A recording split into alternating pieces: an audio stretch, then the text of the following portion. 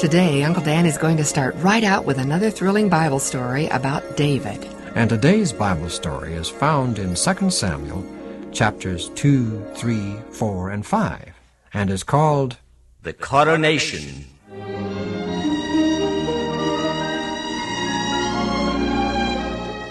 Holy Scripture says, "The number of days that David dwelt in the country of the Philistines was 1 year and 4 months. Saul, the king of Israel, who had hunted and persecuted David, was now dead, and there was no longer any need for him to remain exiled in the city of Ziklag." Now that King Saul and Jonathan are dead and the days of mourning are ended, what's going to happen, David? What are we going to do? I really don't know, Abigail, dear. This problem not only concerns me, but also the men. You mean your men? Mm-hmm. The 600 men of your band? And their families, yes, along with their possessions. But they follow you, not lead you. Why don't you go to your own land and become king? You've already been anointed by Samuel, remember? Yes, you're probably right. But I'm not sure, and I have to be sure. It seems to me that all at once you're a different man, David. If you mean sad and less jovial, you're right.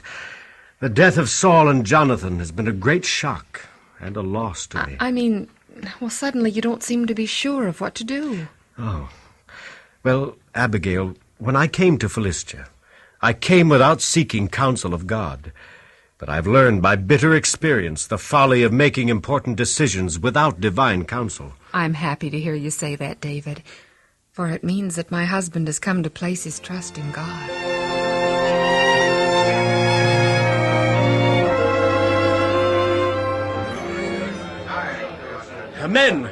Men, quiet, please. Men, the dangers that have caused us to come to Philistia are ended. We can now openly and safely return to our own land.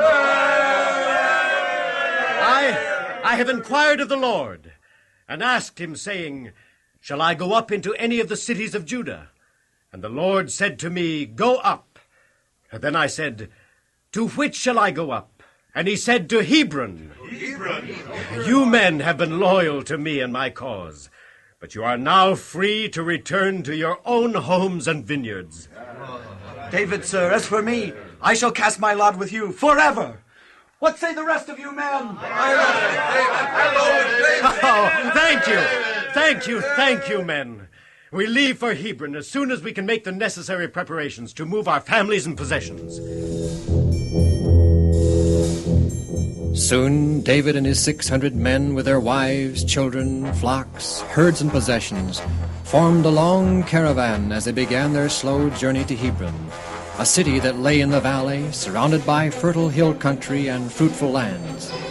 At Hebron, David was destined to dwell for the next 7 years. I'm proud of you, David. Soon you shall be king. Just think of it. Chosen by God himself to be ruler over his people. Yes, it's a great responsibility, and it weighs heavily upon my shoulders. But with God's help and blessing, I'll fulfill my duties with dispatch and justice. When the caravan entered Hebron, the elders of Judah were waiting to welcome David. "David, son of Jesse, I am honored to have been chosen by the people of Hebron to welcome you. I am instructed to make arrangements for your immediate coronation as king over the house of Judah. The preliminaries of the coronation will take place.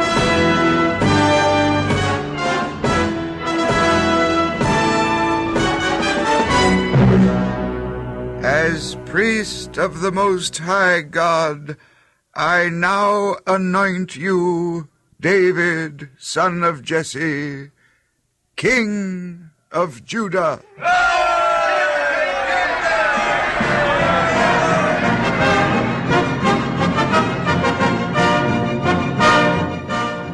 Soon after the new crowned monarch occupied the throne, an opportunity came for him to show his tender regard for Saul and Jonathan. Your Majesty, a delegation from Jabesh Gilead wishes an audience.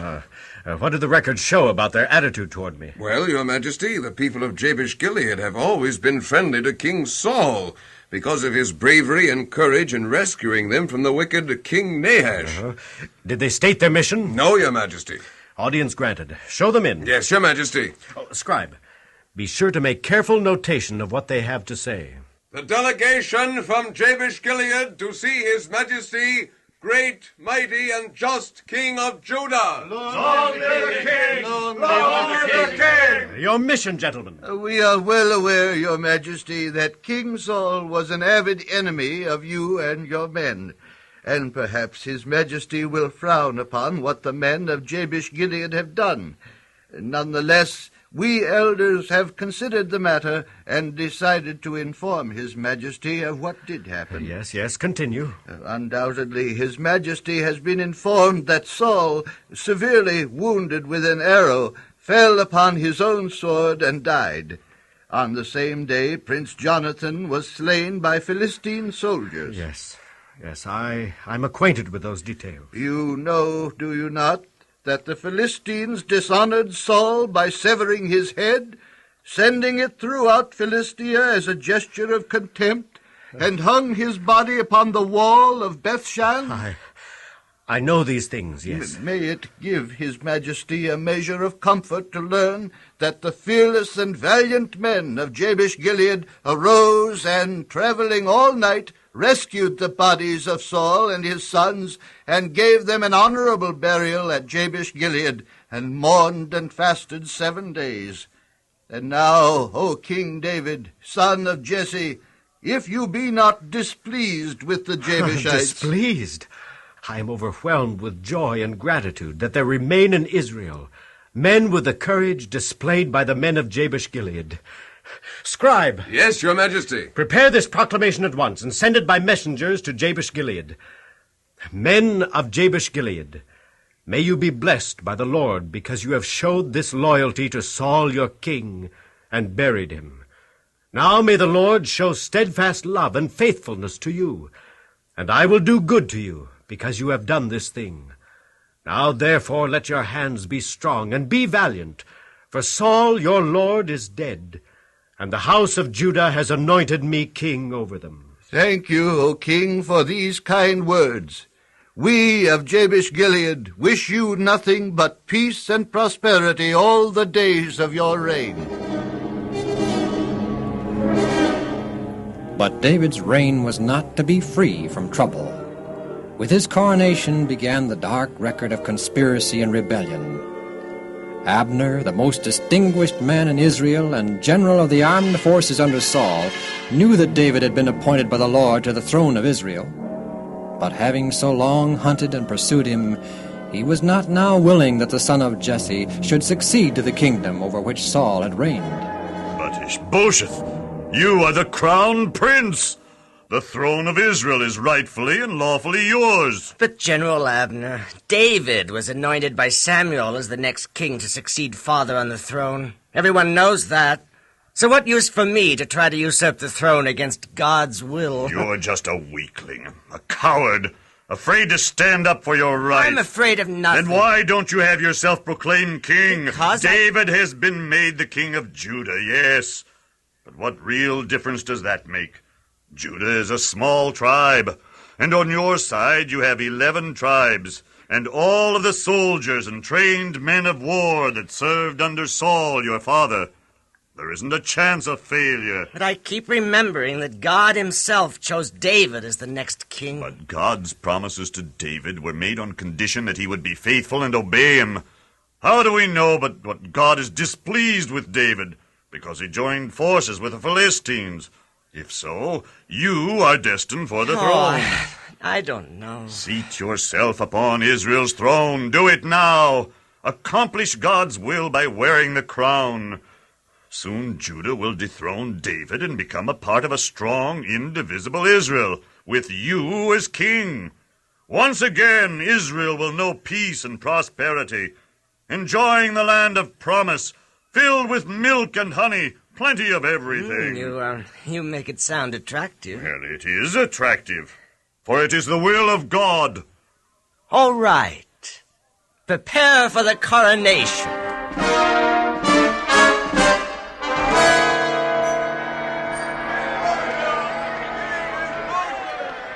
And so Ishbosheth, son of Saul, I hereby anoint you King of Gilead, Ashrite, Jezreel, Ephraim, Benjamin, and all the other tribes of Israel, save Judah. May your reign be long and filled with prosperity and happiness.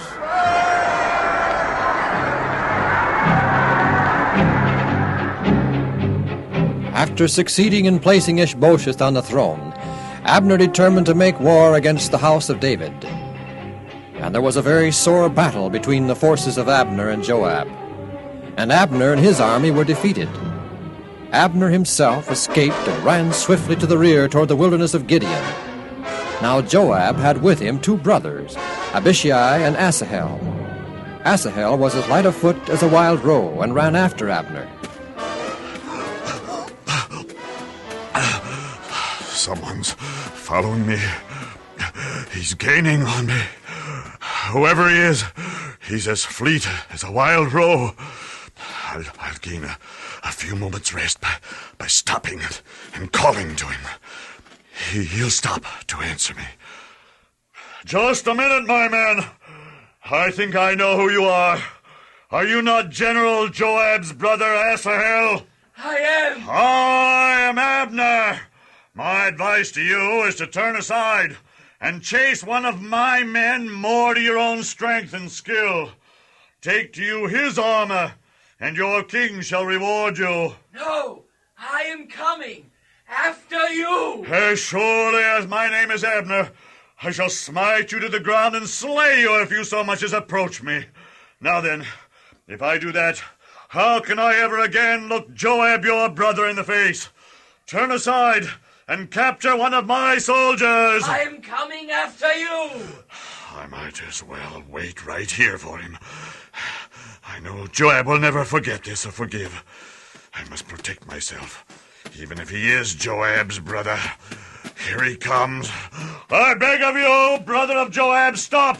Stop right where you are, or I shall run you through. For the sake of my king. I warned you. I suppose Joab and the others are after me, too. I'd better get help.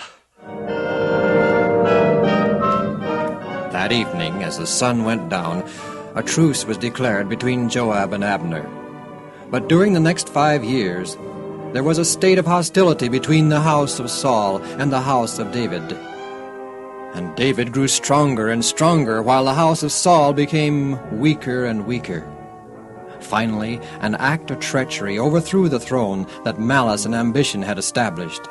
Abner, becoming incensed against the weak and incompetent Ishbosheth, sent messengers to David. Long live the king! Long live the king! You may state your mission. Make it brief. O David, great and wise king of Judah, Abner sends this message to you. Make a league with me, and behold, I shall be on your side. I shall leave the weak and vacillating Ishbosheth to his own undoing, and cause all Israel to unite as one under you as their king.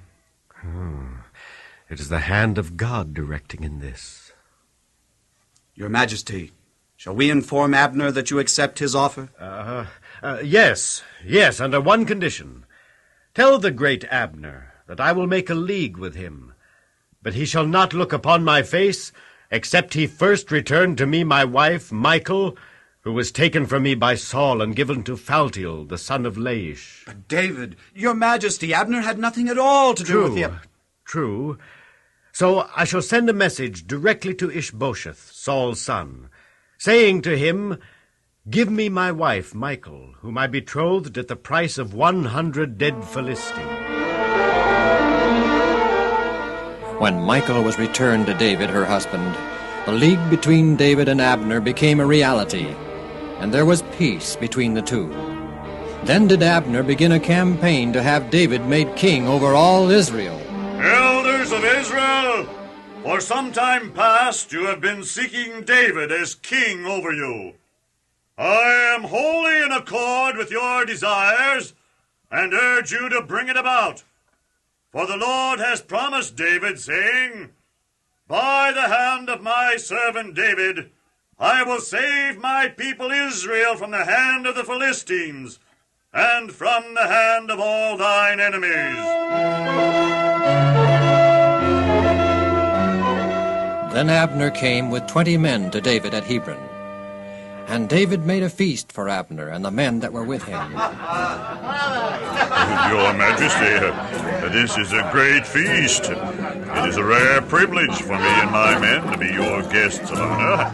Yet, I miss one of the greatest members of your court, General Joab. He's away on court business. He's pursuing an enemy, in fact. I'm sorry he isn't here. And so am I. And even though we have been of opposite sides, I admire him as a general and a man. There is none better. I hear good reports of your work throughout Israel in your efforts to unite the two kingdoms. I have the people in the palm of my hand, Your Majesty. Soon, at my command, they will fall into line and acknowledge you as king.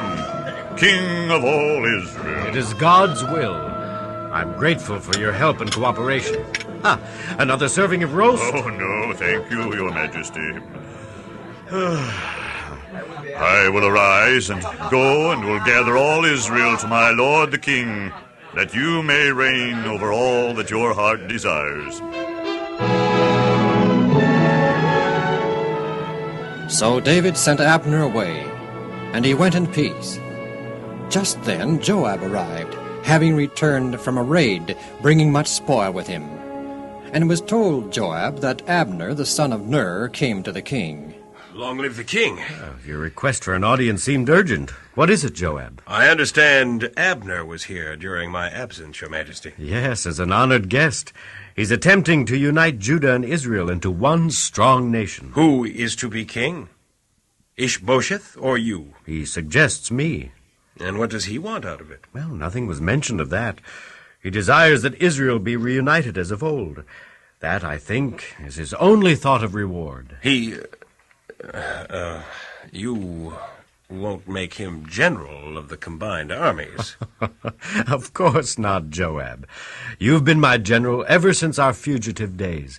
You've been a good, wise, and successful general. I have no thought whatsoever of replacing you. Well, thank you, Your Majesty. But what of Abner?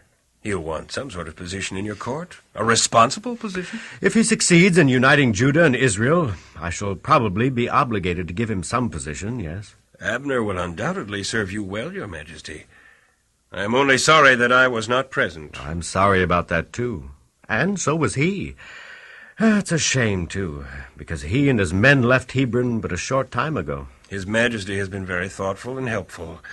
But now, sire, may I retire? Permission granted. Long live the king.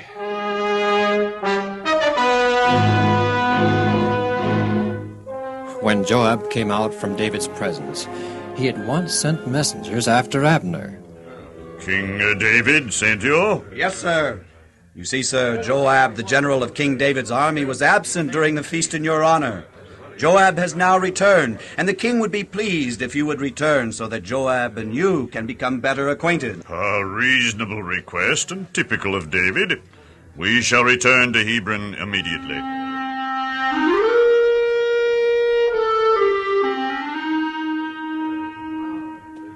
Here he comes now. Kill my brother in cold blood, will he? Try to discredit me with King David so he can be general in my stead? Yeah, I'll show him. Oh, Abner! Welcome back to Hebron. Joab! I'm sorry, Abner, that I missed you in the feast in your honor. You are a great and successful general, Abner, and I personally welcome you to King David's court. I'm happy to hear that, Joab. I had an idea that you might be jealous, thinking perhaps that I am after your job. Jealous? Oh, of you? Never. I am honored to be working with you.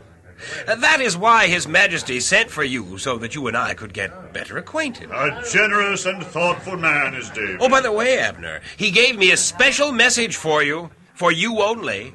I am here at the city gate especially to meet you and give you the message. If the general will dismount and step into the privacy of the guard room, I shall give him the message. I am intrigued and gratified beyond measure. that I have so soon won the full confidence of His Majesty, King David. Inside, if you please, General Abner. With pleasure, General Joab. What is the meaning of this? Am I not...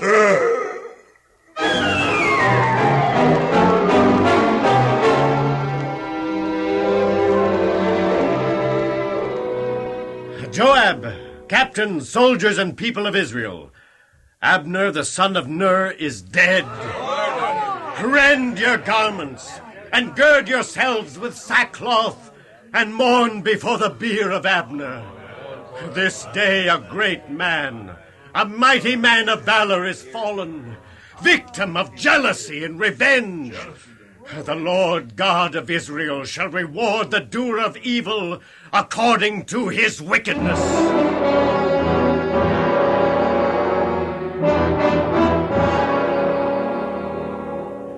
And King David and all the people followed the bier of Abner, and they buried him in Hebron. And the king lifted up his voice and wept at the grave of Abner, and all the people wept with him. Should Abner die as a fool dies? Your hands were not bound. Your feet were not fettered. As one falls before the wicked, you have fallen. David's noble recognition of Abner, who had been his bitter enemy, won the confidence of all Israel, and all the people took notice of it. When Ishbosheth, Saul's son, heard that Abner had died at Hebron, his courage failed. Shortly after, he too was foully murdered by two of his captains. After the death of Ishbosheth, there was a general desire among the leading men of Israel that David should become king of all the tribes. Plans were laid, and the day set for the coronation to be held at Hebron. People from all over Israel began to gather. How much farther is it to Hebron, Father? Well, son, in just a moment we'll cross over the top of the hill, and then we'll be able to see the city cradled in the valley below us. Is David the one who's going to become king of Israel? Is he the same David that killed the giant Goliath with a sling? The very same man. Let's see, that was nearly 20 years ago when David was around 18. Oh, look, Father, now we can see Hebron. And look at all the people and the tents. Whew, I never saw so many people in one place. It's going to be a great and wonderful occasion. Look over there to our right, son. See that long column of soldiers marching in formation? Their spears and shields glittering in the sunlight? Oh, yes, Father. Why are they coming? To help turn over the kingdom of Saul to David. You see, son, each tribe of Israel, all 12 of them, is sending their troops arrayed in battle order. When they all get here, there will be over 300,000 men of war. Father, look behind us. Here come some men driving cattle and sheep. Quick, son, let's get off the roadway and let them by. Are all those animals going to the coronation, too? Yes, son, but for a different reason. They'll be used to feed the hundreds of thousands of people during the 3-day celebration. It'll take a lot of food for such a feast as it's going to be. And here come some more animals. Mules and oxen pulling carts, donkeys and even camels. So there are. They're bringing supplies and loads of meal, clusters of raisins, cakes of figs, oil for cooking, and all for the feast. I'm sure glad I'm going to be there to see David made king. As the hour of the coronation draws near, the elders of Israel assemble. More than 8,000 priests and Levites are here to take part in the ceremonies. David, the man who has been expelled from the court of Saul, who has fled to the mountains and hills and to the caves of the earth to preserve his life, is about to receive the highest honor that can be conferred upon man by his fellow men. Nearly 500,000 souls, made up of soldiers, generals, chieftains, people and strangers, stand attentively to witness the crowning of the son of Jesse.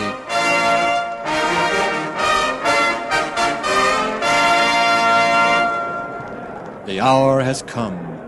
David, arrayed in the royal robe, stands before the high priest.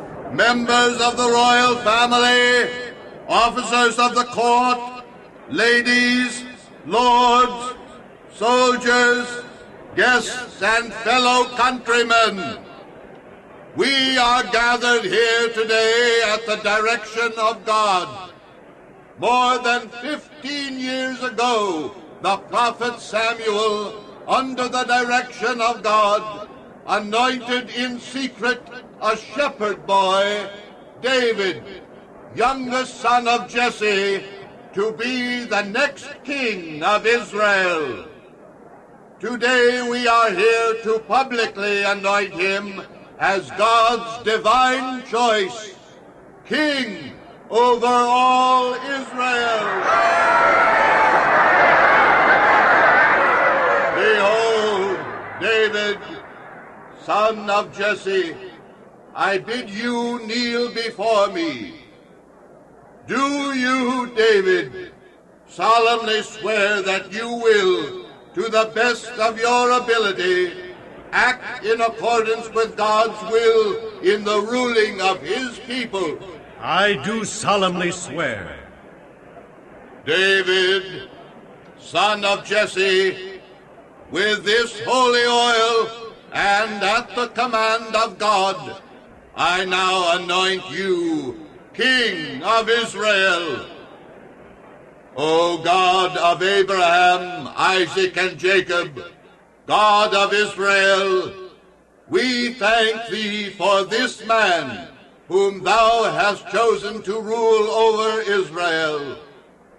Wilt thou be with him and give him the strength and the will to follow after thee all the days of his life, and to wisely rule thy people Israel. David, upon your head I place this royal diadem, and in your hand the royal scepter.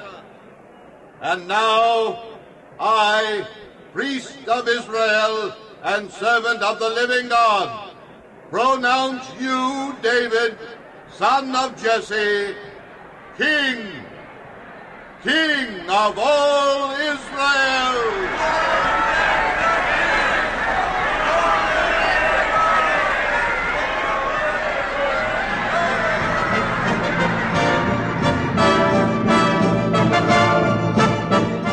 The coronation ceremony ended.